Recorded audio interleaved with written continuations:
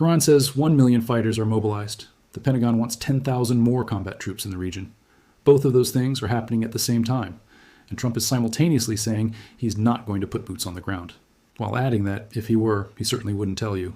This is no longer a negotiation with a military option on the table. This is a military buildup with a negotiation on the side, and the next 10 days determine which one wins.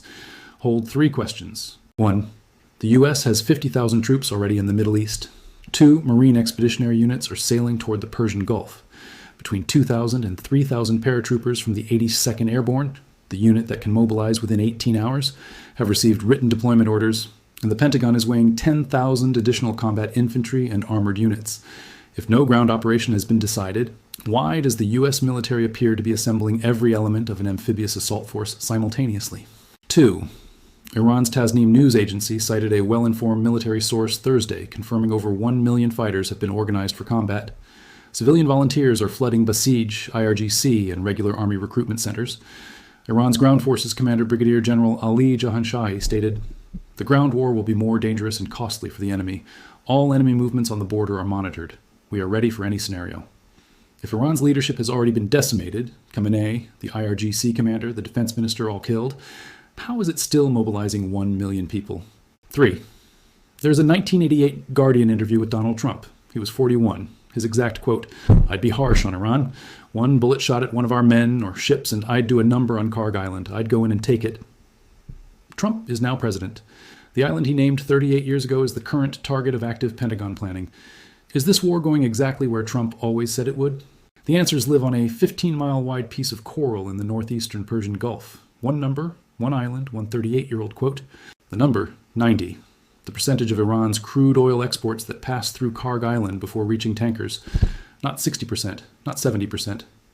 90% of Iran's oil revenue, the financial engine of the regime, every missile in this war, flows through a coral island, roughly 1/3 the size of Manhattan, 15 miles off Iran's southern coast. The island, Kharg, Trump's crown jewel. Pentagon planning has now identified 4 final blow operational scenarios, all centered on Persian Gulf islands, Kharg at the top. U.S. airstrikes already hit Kharg's military installations on March 13th. CENTCOM described it as a shot across the bow. Iran immediately began laying traps, moving manpad systems, repositioning personnel. CNN confirmed this through multiple sources familiar with U.S. intelligence. The quote, 1988, Guardian. "I'd go in and take it." That is the context. And here is why what is developing right now changes everything about how you read every troop deployment announcement of the last week. Start with the smallest thing. On March 25th, the 82nd Airborne's Immediate Response Force received written deployment orders, not planning documents. Written orders. The 82nd IRF mobilizes worldwide within 18 hours. Their deployment is not logistics preparation. It is a signal. Zoom out. 2 Marine expeditionary units are sailing toward the Persian Gulf, each a self-contained rapid response force with infantry, aviation, amphibious landing craft, and command elements specifically designed for raids and infrastructure seizures. The USS Tripoli, an amphibious assault ship, is among the vessels. NBC, the Tripoli, could play a key role in a potential attack on Kharg. Zoom out further. The Pentagon is simultaneously preparing 4 named contingency options.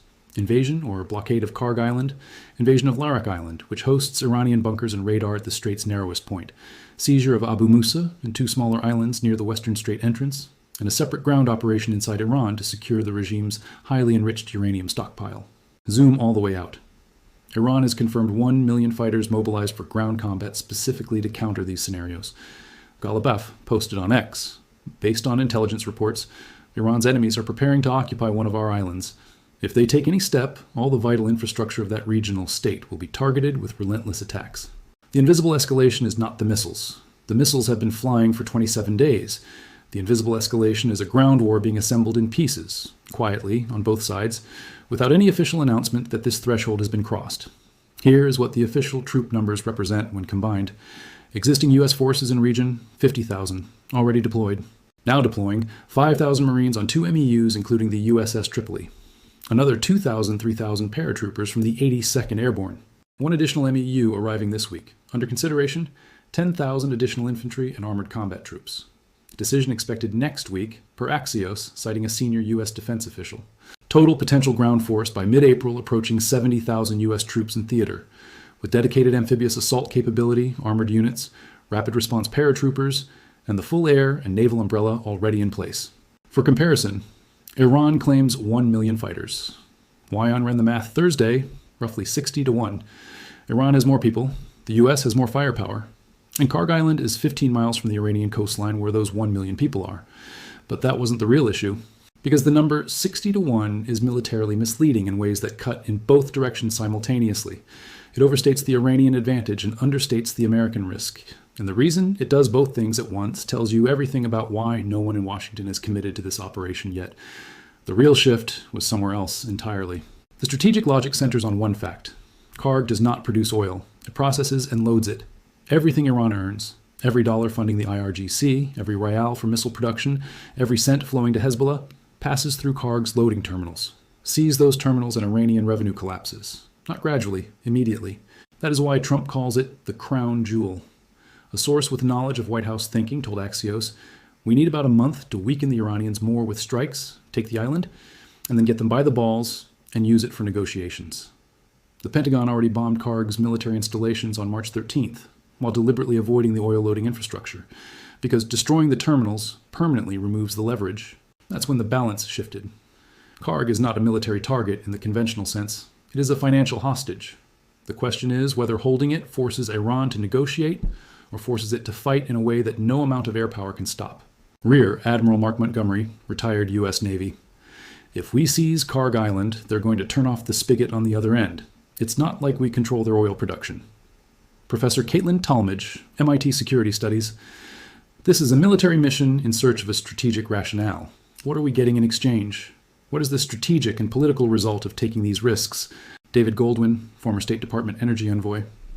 "An attack on Kharg processing infrastructure would likely lead to retaliatory strikes by Iran on infrastructure in other Gulf countries. This would send prices up $20 to $30 a barrel almost instantaneously." Gulf allies, relayed through a senior Gulf official to CNN. "Occupying Kharg Island would result in high casualties, likely triggering Iranian retaliation against Gulf countries' infrastructure and prolonging the conflict." 4 independent warnings, all pointing the same direction, none of them appearing in any official Pentagon statement. This changed everything. 3 of the analysts best positioned to evaluate a Kharg seizure have said it may not achieve its objective and could immediately worsen the global energy crisis significantly.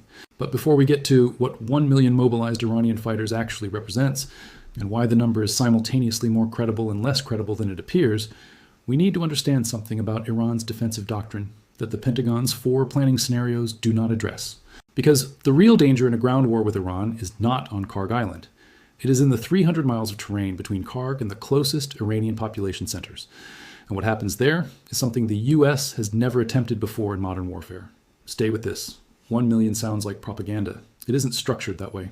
Iran's mobilization has 3 layers. The regular army, approximately 350,000 active personnel, increasingly motivated by 27 days of airstrikes on their cities. The IRGC ground forces, approximately 150,000 fighters, operating under the Mosaic defense doctrine that has kept Iran functional under decapitation.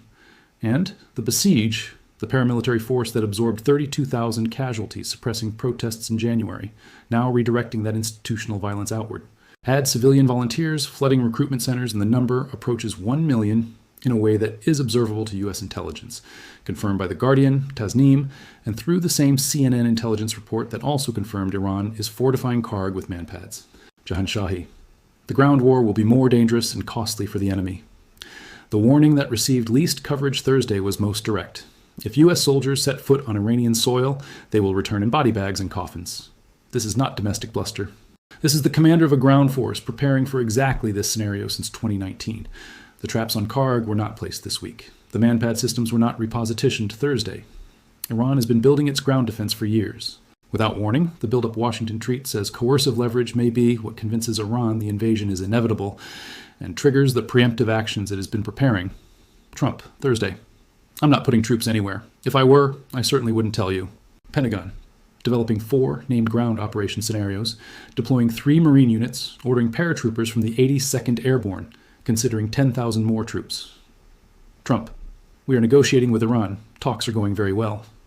Iran's ground forces commander. "The ground war will be more dangerous and costly for the enemy." Iran's parliament speaker Ghalibaf. "Based on intelligence, Iran's enemies are preparing to occupy one of our islands." The White House source with knowledge of planning. We need about a month to weaken the Iranians more with strikes than take the island.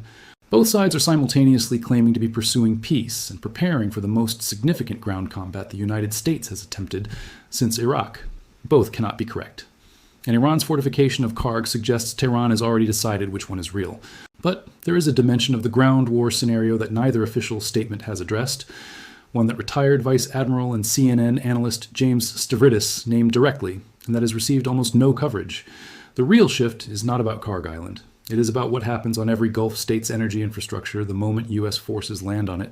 Retired Admiral James Stavridis, former NATO Supreme Allied Commander: I would be very worried about this.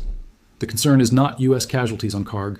The concern is what Iran does to Saudi Arabia, the UAE, Bahrain, and Kuwait in the 24 hours after U.S. boots touch the island. Every Gulf state's oil infrastructure is within Iranian missile range. Ras Tanura, the Saudi port handling more oil than any single facility on Earth, is 200 miles from Iran. The UAE's Fujairah, the alternative shipping hub oil has been rerouted through since Hormuz closed, is within easy range. Kuwait was struck this week. David Goldwyn's estimate of a $20, $30 per barrel instantaneous price spike assumes Iran responds proportionally.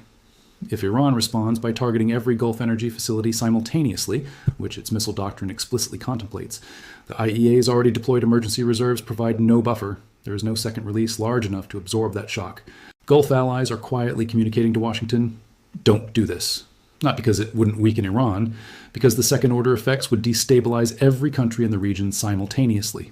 For Trump, the 10,000 additional troops are maximum flexibility, coercive leverage that forces Iran to negotiate or face an operation it cannot win.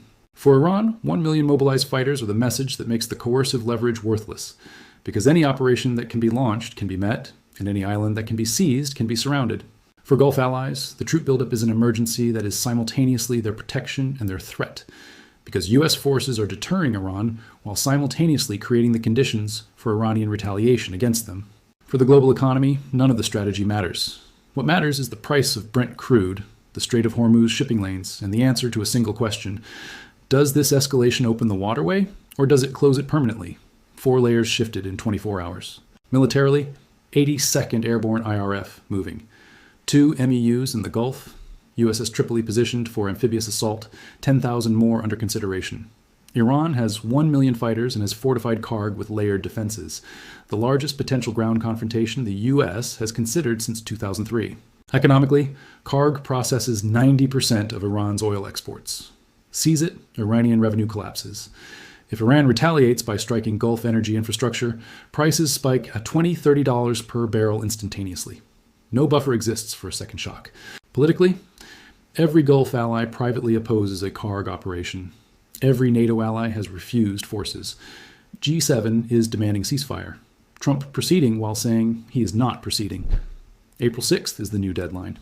Strategically, MIT's Talmadge, a military mission in search of a strategic rationale. The U.S. can seize Kharg. Holding it is the question. Iran controls the mainland 15 miles away. Every hour of occupation carries the risk of missiles, drones, and a ground counterattack from a force of 1 million. There's one piece of context that makes everything about this buildup different from any previous U.S. military deployment in the region. In 1988, during an interview with The Guardian, Donald Trump was asked what he would do about Iran. He was 41. He had no political office and no military authority. He said, "I'd be harsh on Iran. 1 bullet shot at one of our men or ships and I'd do a number on Kharg Island. I'd go in and take it.